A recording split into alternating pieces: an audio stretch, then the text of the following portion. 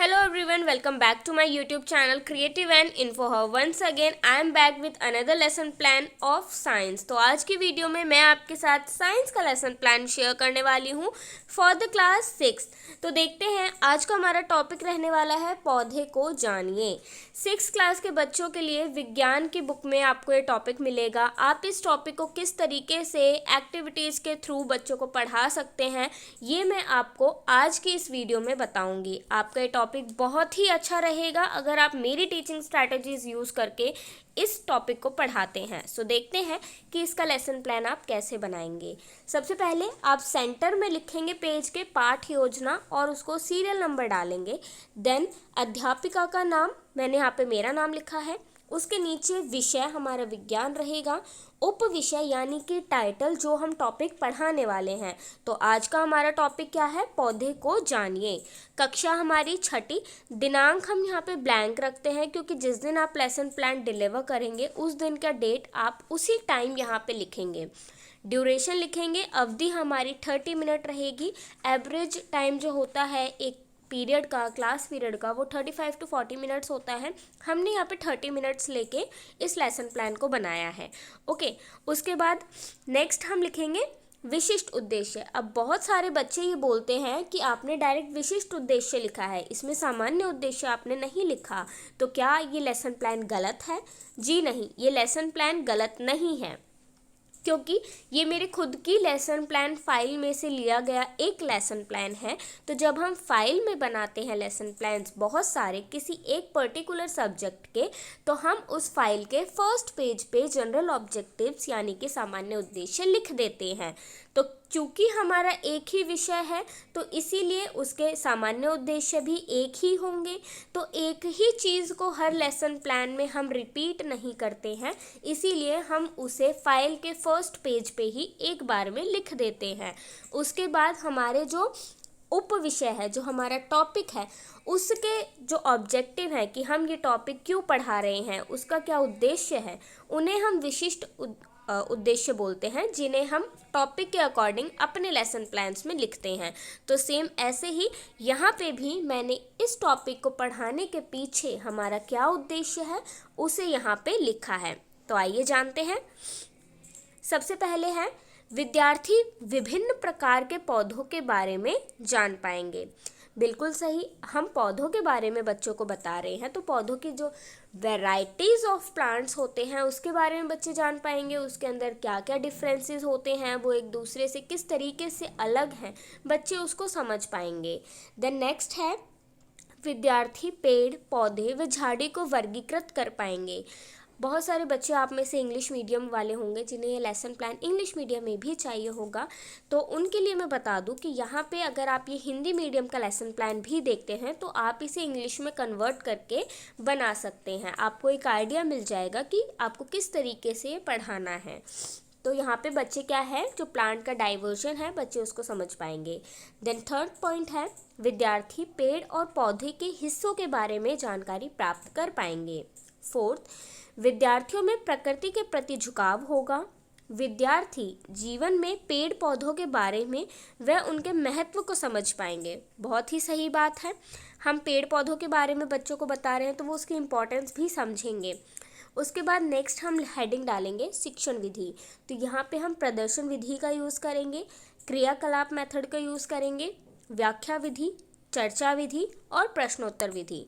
6th class के लिए ये सभी विधियाँ उपयुक्त हैं, आप इनमें से कोई भी यूज़ कर सकते हैं, बट कोशिश करिए कि आप ज़्यादा से ज़्यादा एक्टिविटी मेथड का यूज़ करें जो कि चाइल्ड बेस्ड हो, यानी कि जिसमें बच्चे का ज़्यादा रोल हो, क्योंकि जब बच्चा खुद करके सीखेगा तो उसके बेहतर समझ विकसित होगी।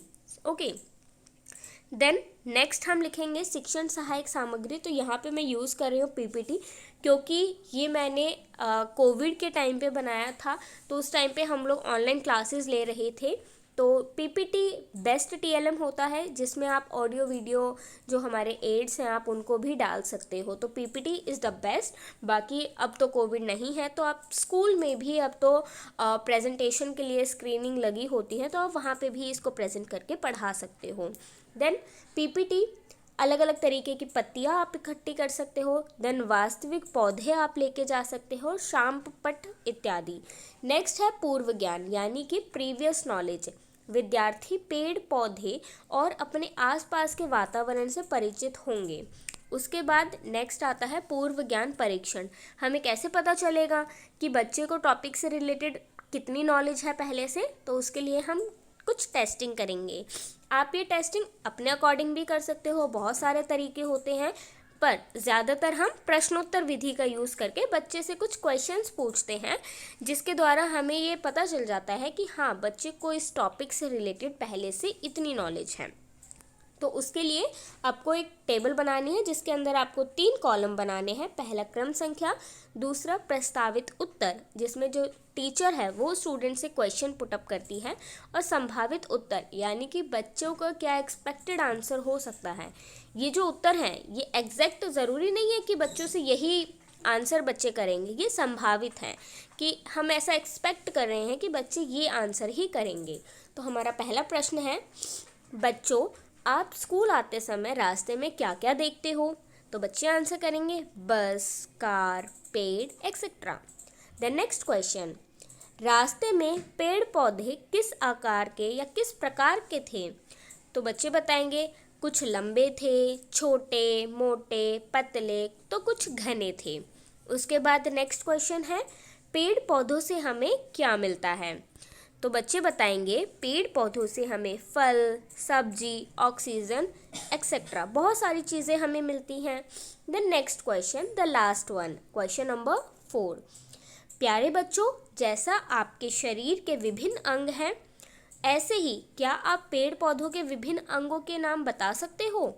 तो बच्चों के लिए ये हो सकता है कि ये प्रॉब्लमेटिक क्वेश्चन हो, क्योंकि वो बेसिक चीज़ें तो हम उन्हें प्राइमरी लेवल से पढ़ाते आते ही हैं, बट उसका जो ब्रॉड लेवल होता है उसके बारे में वो शायद ना जानते हों। तो ये हमारा क्या हो जाएगा, समस्यात्मक प्रश्न बन जाएगा।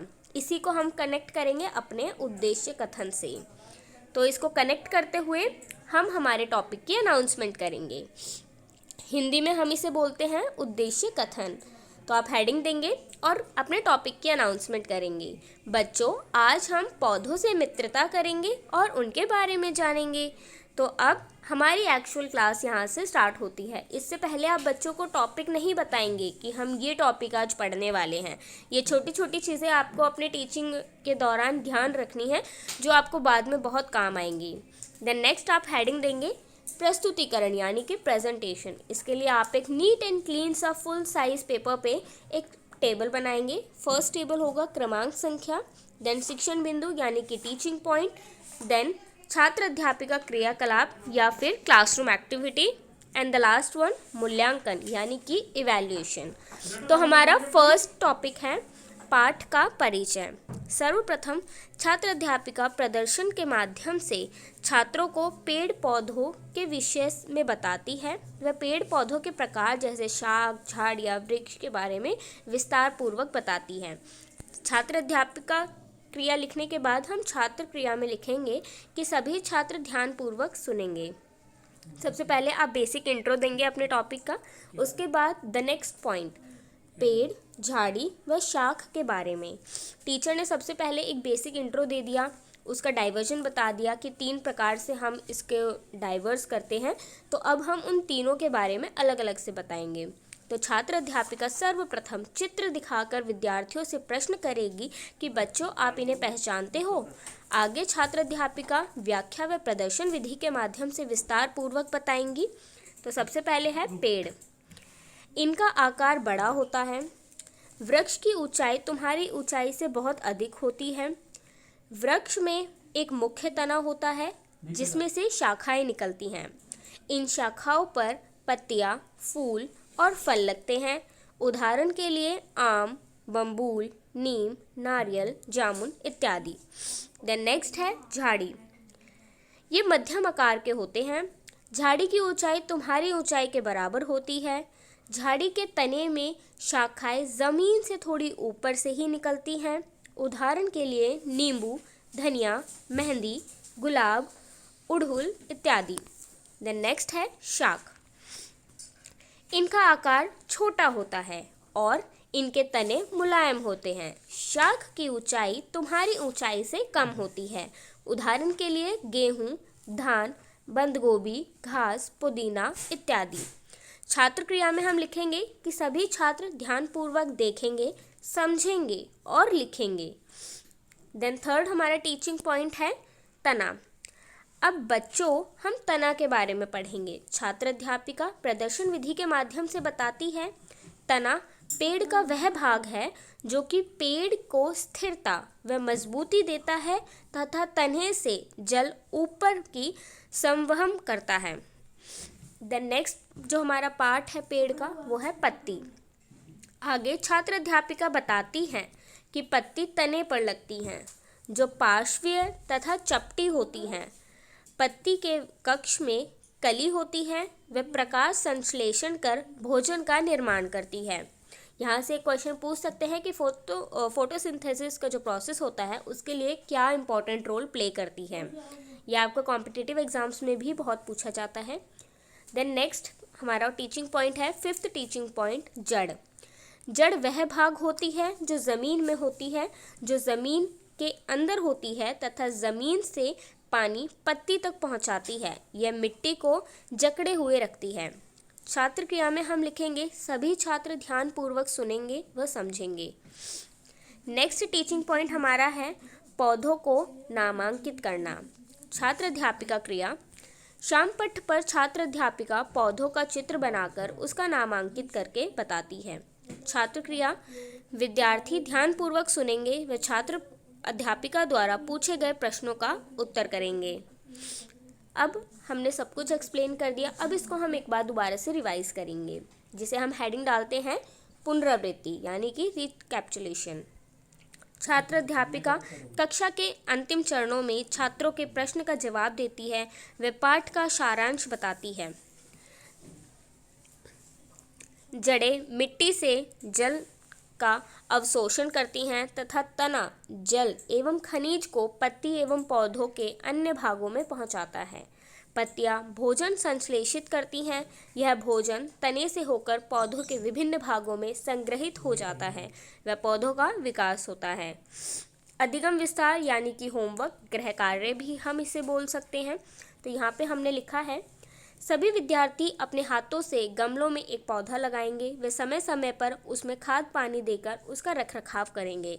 इससे बच्चों को ये पता चलेगा कि एक पौधा किस प्रकार से बड़ा होता है, उसमें क्या क्या डेवलपमेंट होती हैं, कैसे एक पौधा जो है वो बीज से उसमें पत्तियाँ आती हैं, फिर उसमें कली निकलती हैं, फूल बनता है। तो वो जो धीरे धीरे बच्चा अपने ऑब्जर्वेशन से सीखता है, ये वही एक्टिविटी है। आपने भी अपने स्कूल टाइम में बहुत की होगी। देन क्रियाकलाप।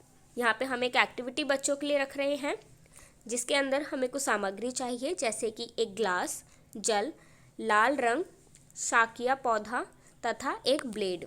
छोटे बच्चे हैं तो आपको ब्लेड का कैसे प्रयोग करना है उसके लिए आपको थोड़ा सा ध्यान रखना पड़ेगा। गिलास को 1/3 जल से भरें, जल में लाल रंग डालें और शाख के तने को गिलास में रखें और रोज़ उसका अवलोकन करें। आप देखेंगे कि शाख का कुछ भाग लाल नज़र आने लगेगा। समय के साथ पौधे की पत्तियां व शिराएं भी लाल होने लगेंगी। आपको यह पता करना होगा कि ऐसा क्यों हो रहा है। तो आप इस तरीके से कुछ इनोवेटिव एक्टिविटीज़ बच्चों के लिए प्लान कर सकते हैं। तो आई होप आपको आज का ये लेसन प्लान पसंद आया होगा एंड आपके लिए बहुत ज़्यादा हेल्पफुल रहा होगा। If yes, do subscribe my channel and like this video. Comment करके आप मुझे फीडबैक प्रोवाइड कर सकते हैं। इसके अलावा अगर आपको किसी स्पेसिफिक टॉपिक पे लेसन प्लान चाहिए तो आप कमेंट करके मुझे बता सकते हैं। But do not forget to subscribe my channel. Thank you.